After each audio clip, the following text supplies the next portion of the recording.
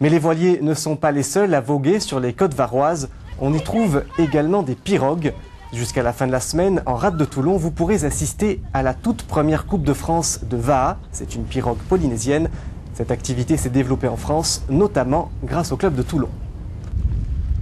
Reconnue depuis peu par la Fédération française de kayak, la pirogue polynésienne de vitesse a depuis aujourd'hui sa Coupe de France.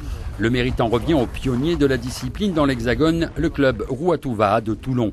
Depuis 2002, il n'a eu de cesse de promouvoir cette course, désormais inscrite au calendrier national. Suite à la venue de plusieurs Polynésiens ici en France, on a voulu relancer cette activité qui est au départ que du folklore. Maintenant, c'est devenu de la compétition et accueillir justement des événements comme un championnat de France et même une Coupe de France. Pour l'occasion, environ 700 clubs ont fait le déplacement. Au total, 200 athlètes. Les Vaha, ou pirogues en polynésien, sont monoplaces V1 ou 6 places V6. La distance à parcourir varie de 500 à 1500 mètres et demande aux compétiteurs de bons bras et beaucoup de technique.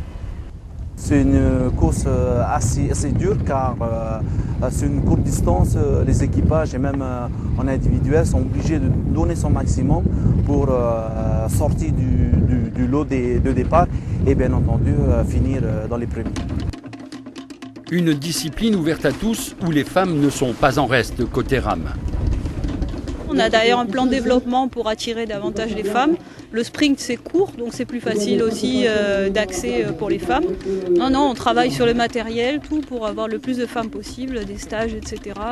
Pour leur montrer que c'est intéressant. Si ce sport national polynésien a fini par trouver sa place en compétition, c'est aussi grâce aux valeurs que véhicule la pirogue et son folklore.